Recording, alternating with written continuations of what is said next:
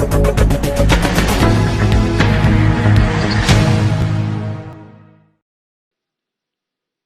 afternoon, evening. I don't know what time zone you're in. So, how are you, ma'am?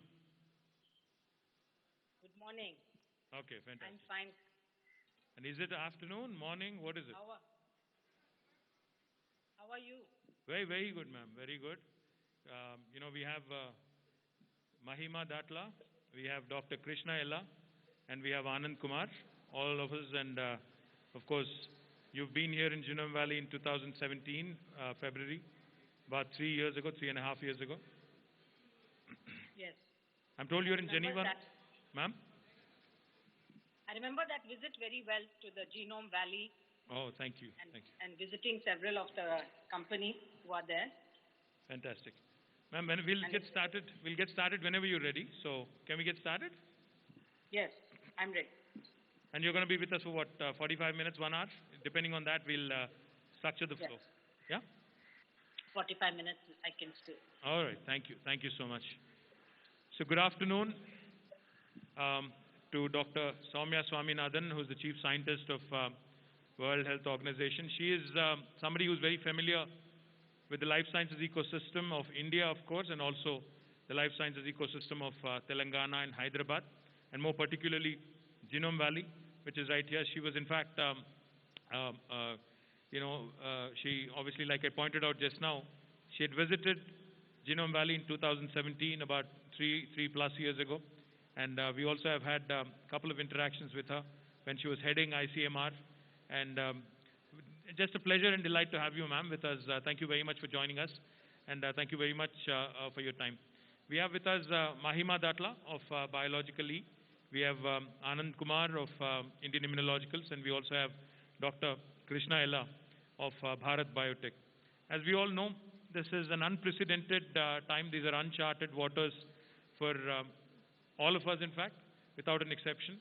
So this is an exciting time also from the perspective of just believing that every adversity has an inherent opportunity that lies within.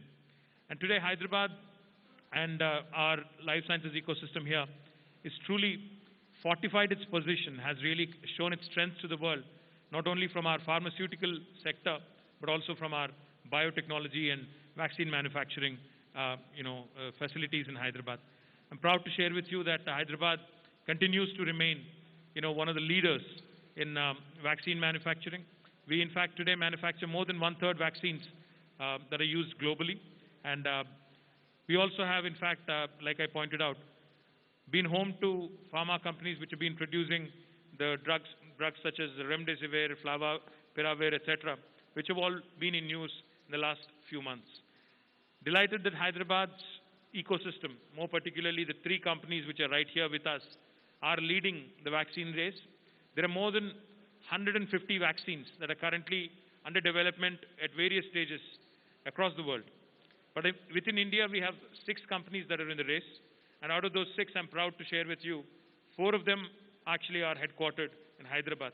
And 3 of them are sitting right here with us. So I'm here more to learn from them. I'm here more to understand from them, like every other layman out there in India and elsewhere, on what is happening in today's world and what is happening in the vaccine manufacturing and also other developments with respect to COVID and this pandemic. We'll get started, in fact, with Dr. Swaminathan. Did we lose her? Dr. Swaminathan? Soumya ji? We'll get started with you, ma'am.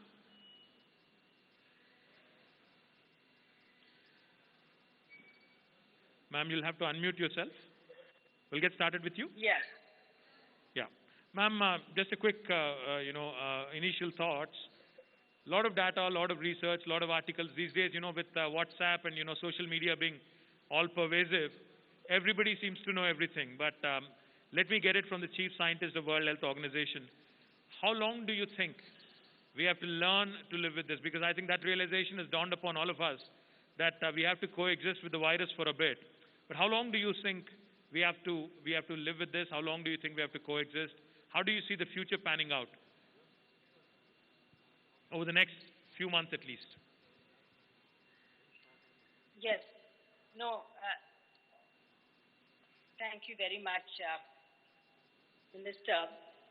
First of all, congratulations on organizing this program today.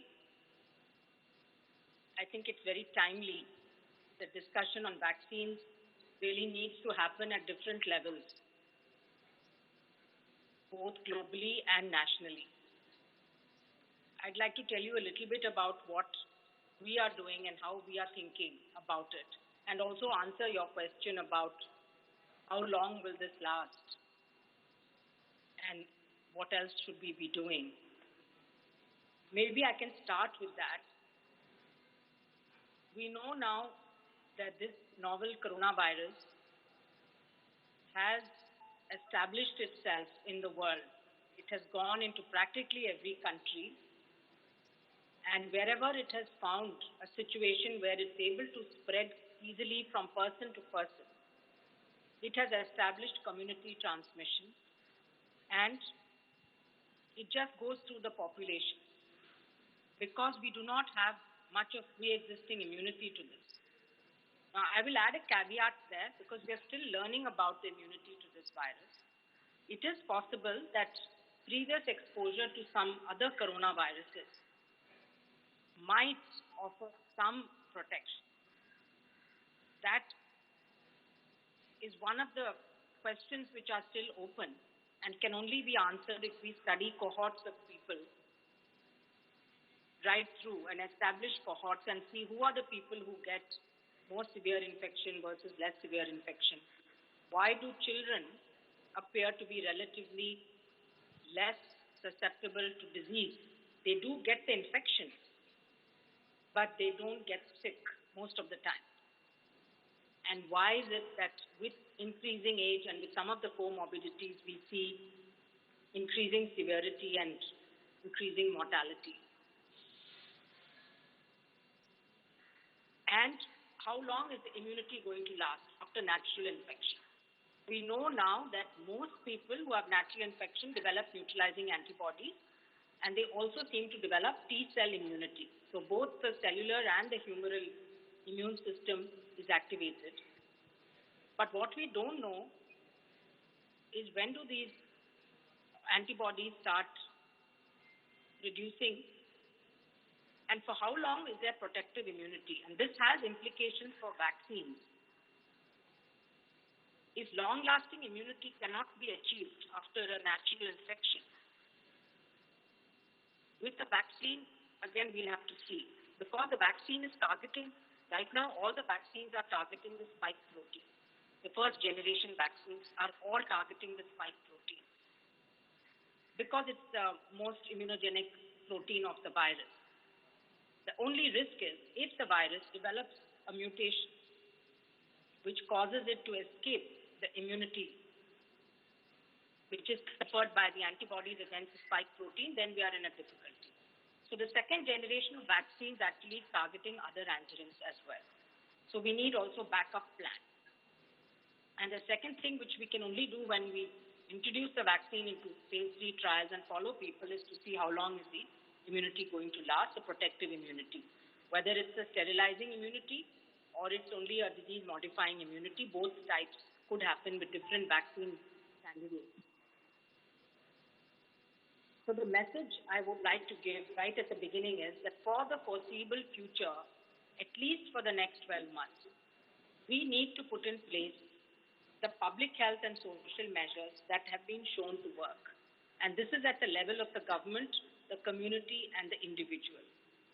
Most countries who have controlled the virus successfully in the first phase have been because of good governance, good strategic planning based on scientific knowledge and based on evidence, and because of involvement of community and individual trust, good communication between the government and the people, clear communication, and being prepared to manage what is likely to happen in the future. We know that lockdowns are a temporary measure,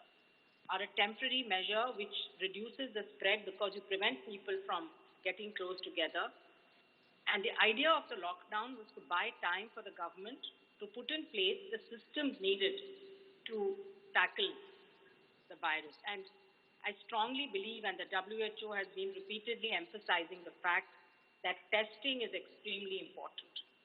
Unless we test adequately, we don't know where the virus is. And Dr. Tedros once used the phrase, fighting a fire blindfolded. If you do not test, it's like fighting a fire blindfolded. We have to test and test and test. But testing alone is not going to solve the problem. It's the first step. That, of course, has to be followed by isolation of positive people, contact tracing, quarantining, taking care of those who are positive, following them to make sure that they don't get into the interstitial pneumonia and complications by monitoring their oxygen saturation.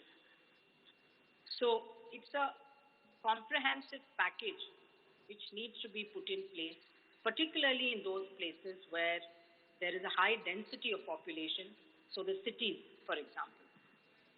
In the rural areas, it will be good to have some kind of a surveillance going on so that you know what is going on.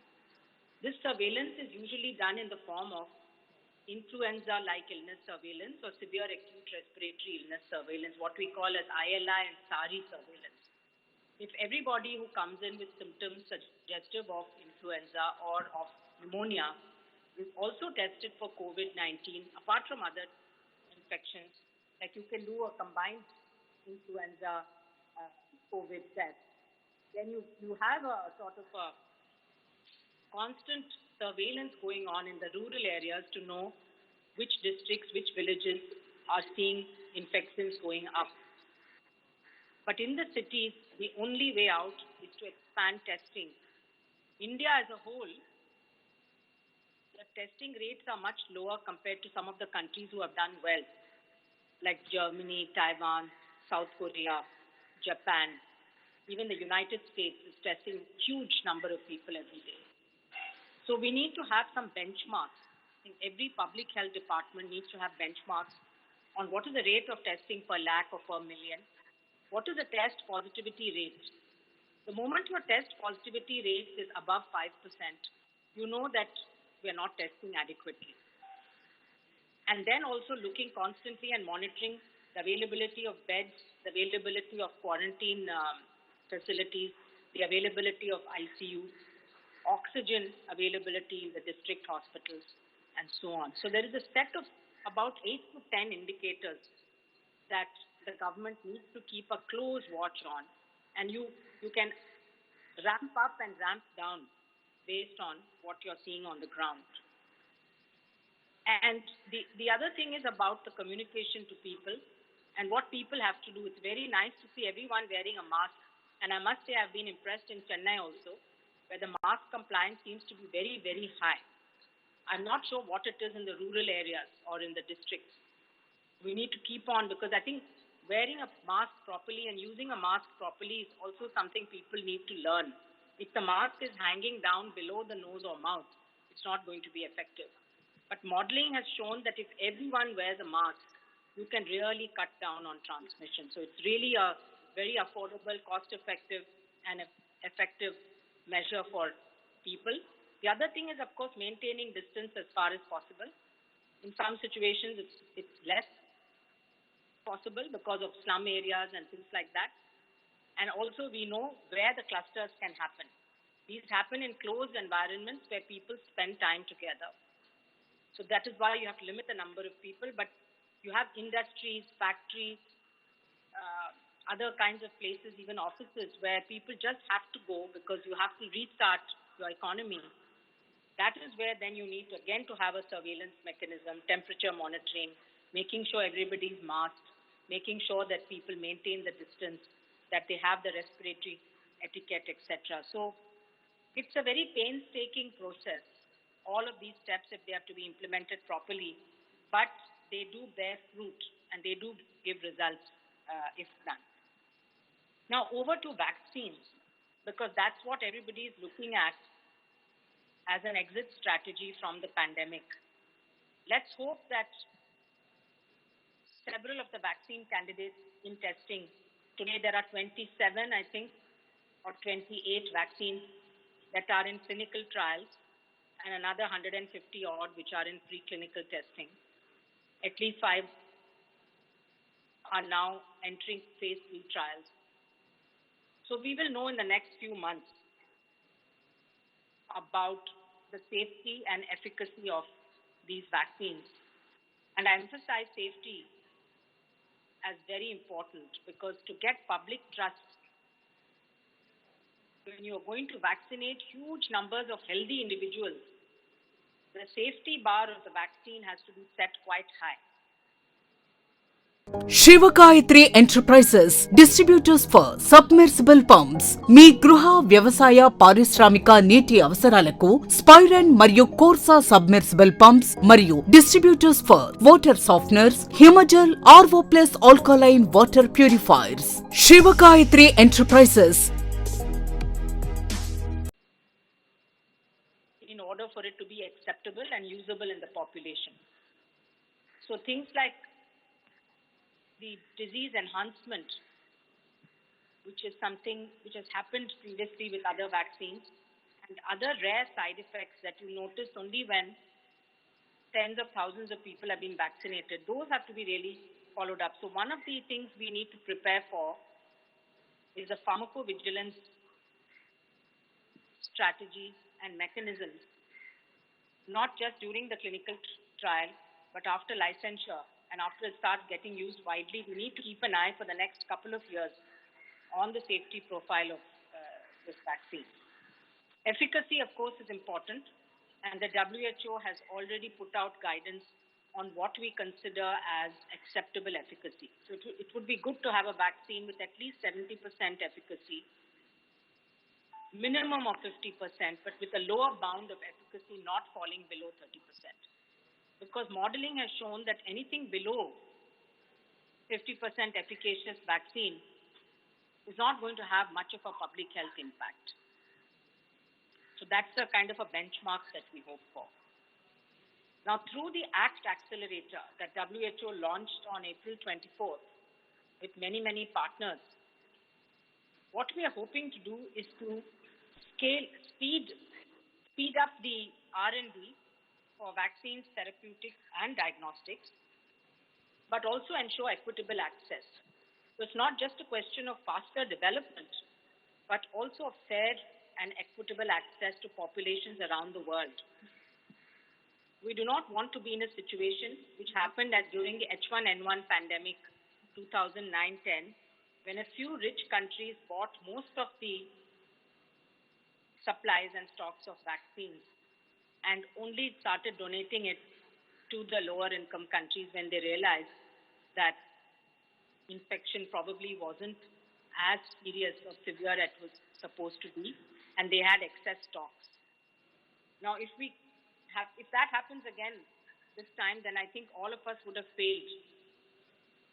What we hope to do is to, as vaccines become available, to distribute them across the world to protect those who are the most vulnerable, the frontline workers, the health workers, the others who are at highest risk of getting infection, then the vulnerable group within the community, and then go to the rest of the population as the stocks become more and more available.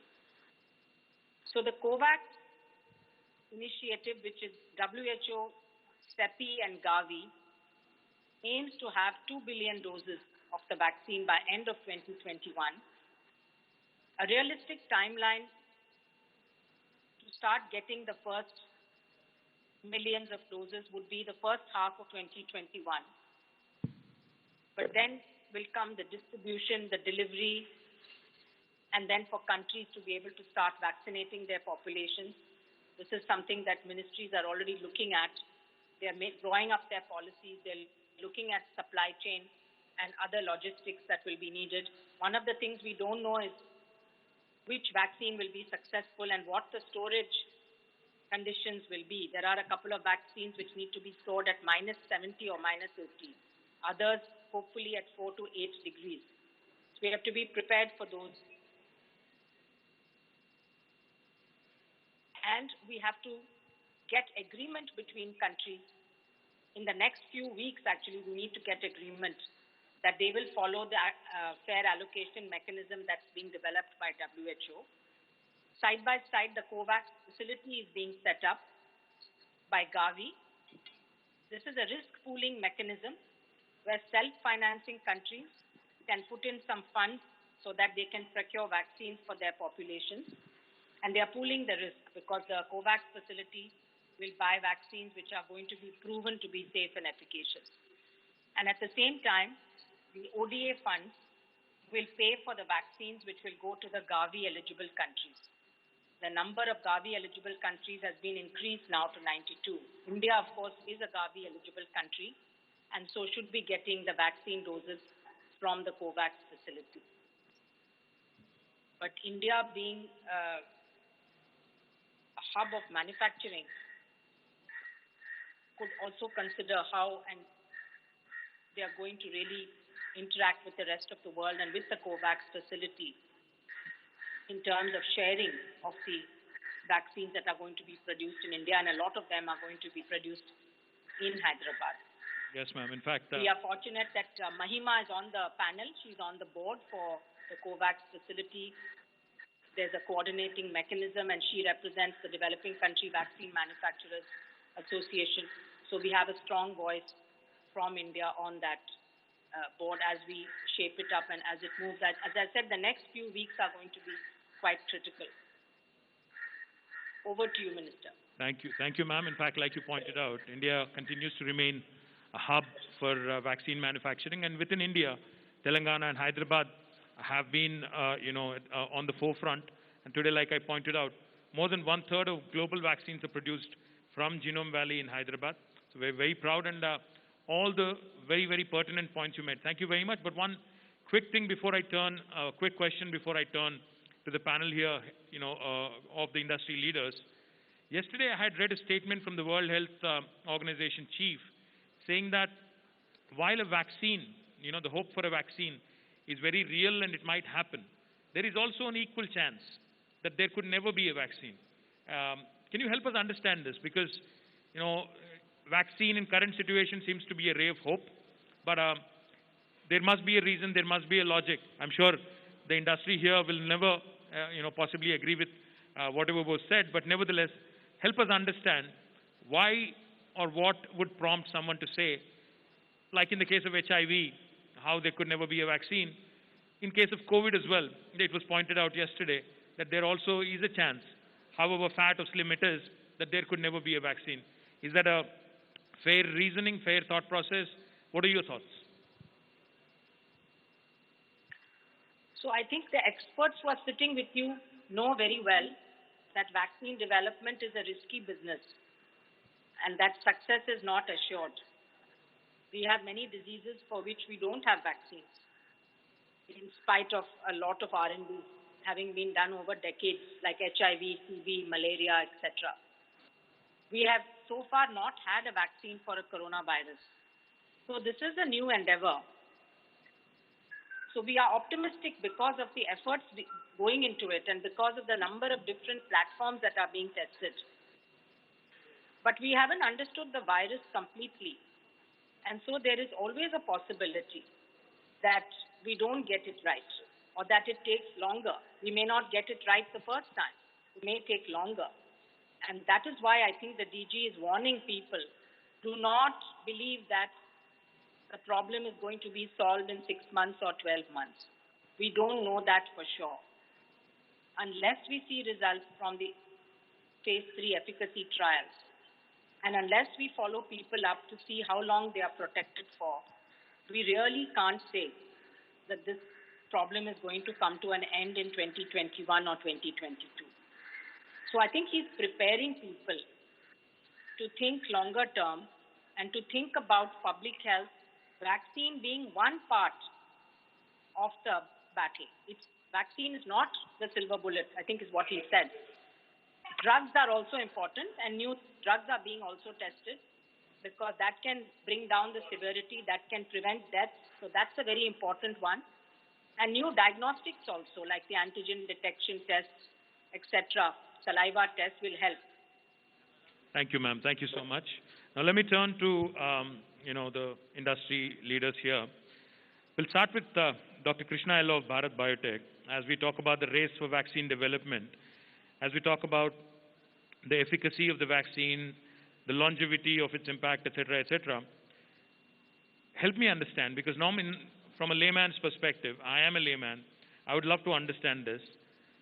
Normally I hear that it would take anywhere from a few years to sometimes even a decade to create and produce a vaccine, because there is a lot of science involved, there is a lot of trials involved, there is a lot of practices involved to make sure that the drug is actually efficient, the vaccine is actually efficient and very, very long in terms of its impact as well. I hope we are not compromising on the science in this pursuit, in this race, in this sort of a rat race, so to speak, of one against another.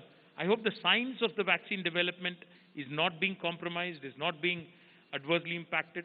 Can you help us understand how you're able to overcome these, typical timelines, etc., and how we are able to now already, because I've been to your facility, Bharat Biotech, in fact, Covaxin and other vaccines that you're currently developing are already nearly in the phase 3 stage. So help us understand how you're taking care of the science behind and ensuring the efficacy of the vaccine is also taken into account before we talk about a full-fledged launch.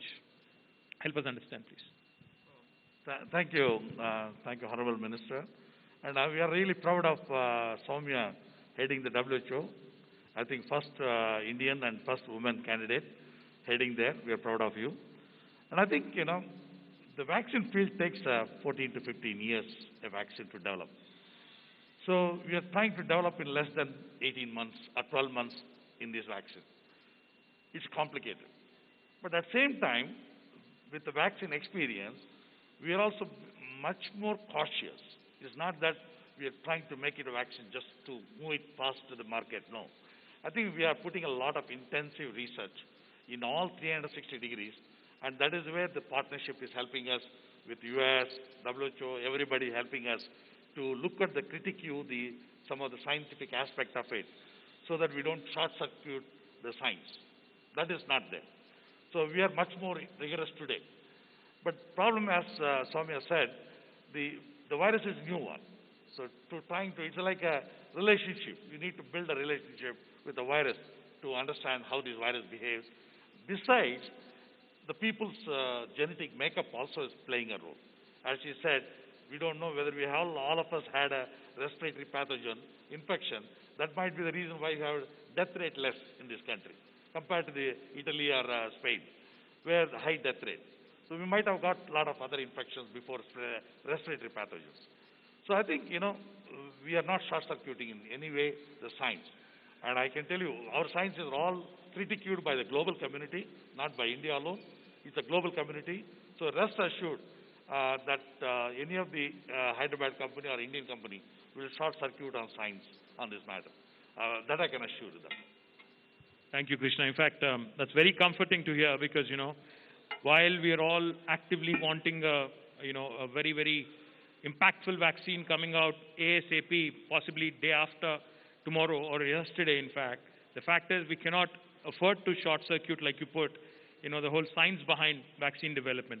Now let me turn over to Mahima. As Dr. Swaminathan pointed out, you're in a very pivotal role right now, representing the developed countries in Gavi, and also your company biologically has been in vaccine development for more than nearly 5 decades now, and a very, very reputed organization which has known the science.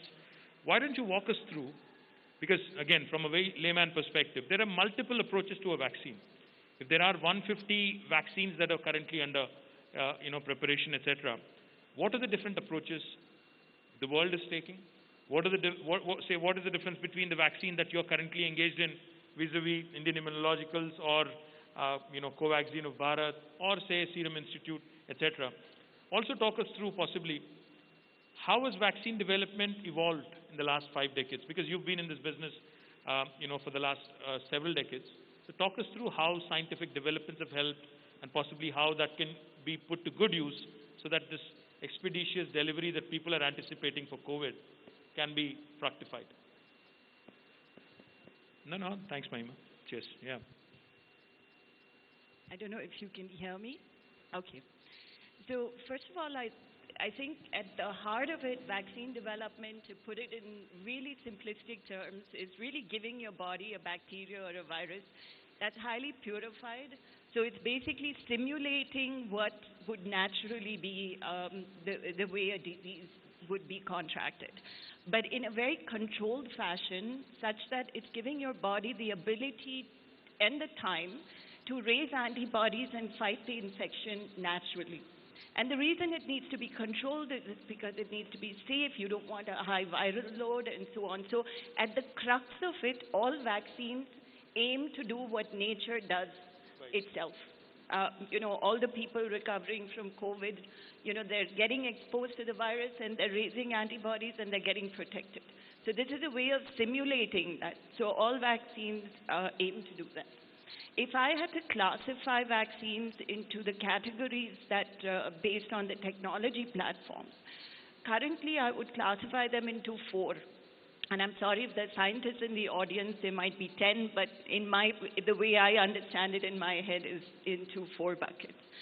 So the first bucket is viral vaccines that are inactivated. These can be whole virions or the virus itself that's inactivated either chemically or through heat or through other mechanisms. And I believe Bharat Biotech's Covaxin follows that approach, as do several others.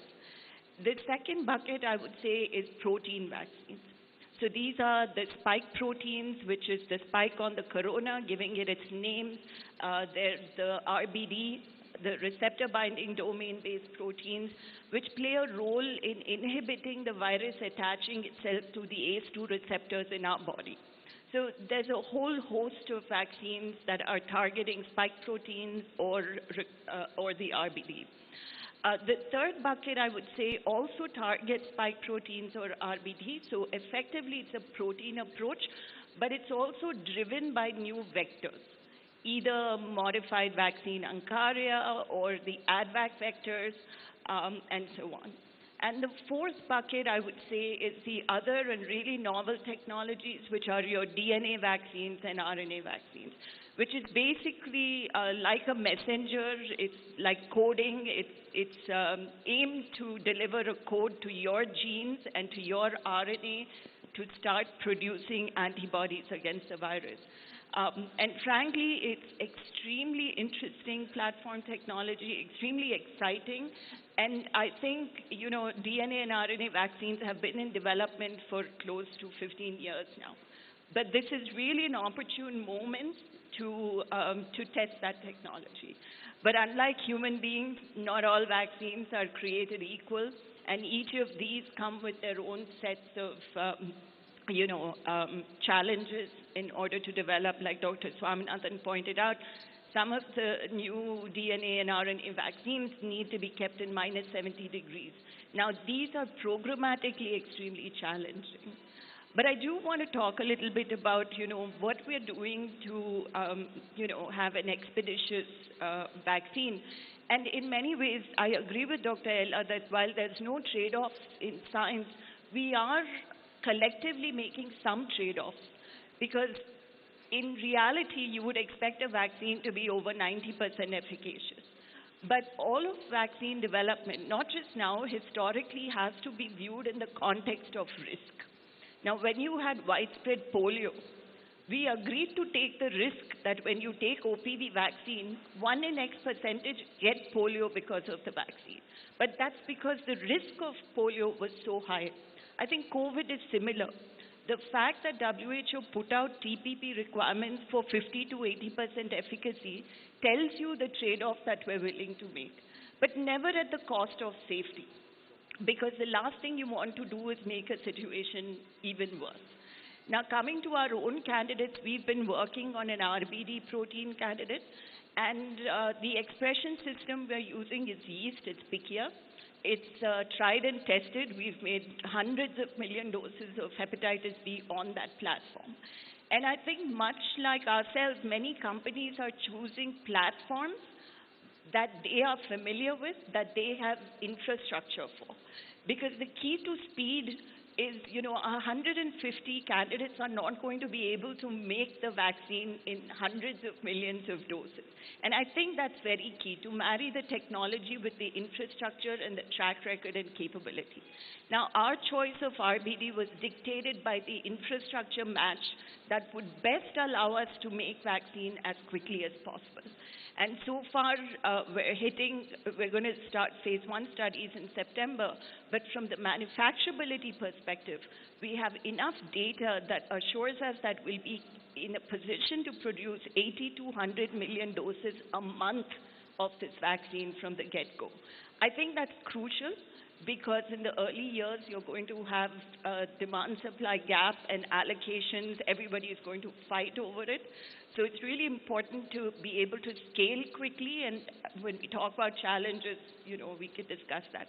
But in my mind, the reason it'll be expeditious is because we are making certain trade-offs in context of risk, but not in relation to safety.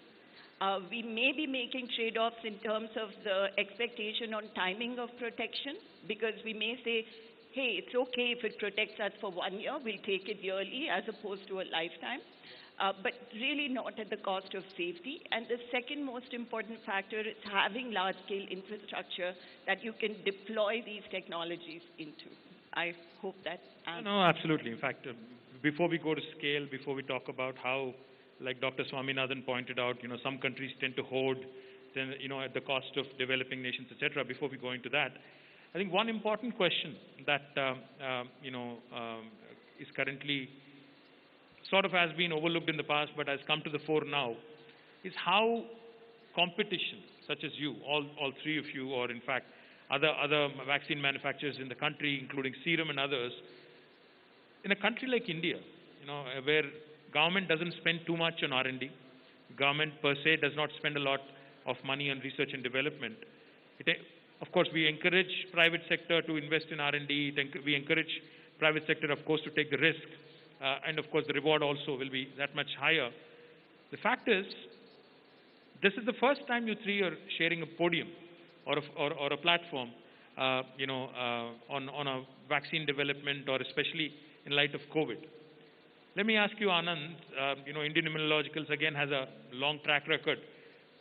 How do we ensure as a government, be it the Telangana government or be it government of India, how do we ensure that while you actively compete with each other, while you actively race up against each other in development of a vaccine, in pursuit of vaccine, isn't there scope for you to collaborate, work with each other, and also talk to each other, engage with each other, so that when humanity is faced with such a huge crisis, should we not be coming together more often as industry, as government, as competition, to collaborate and to come out with more coherent and synergistic strategies? Your thoughts on this? Then we can go into other things. Construction రంగాలలో దశాబ్దపు అనుభవంతో కస్టమర్ల మరియు శ్రేయోభిలాషుల మన్ననలను నమ్మకాన్ని గెలుపొందిన సంస్థ VRR constructions. నాణ్యతకు నమ్మకానికి మారుపేరు VRR constructions. Independent houses, apartments, villas, అన్ని రకాల హంగులతో అలరించే అద్భుతమైన వెంచర్స్ తో పాటు అందరికీ అందుబాటు ధరలో సొంత ఇంటి కలను సాకారం చేసే నమ్మకమైన సంస్థ VRR constructions. Please visit VRR Constructions, Varatex Plaza near Radhika Theatre, ECL X Road, Hyderabad. Call to 9100885552, 9100885559.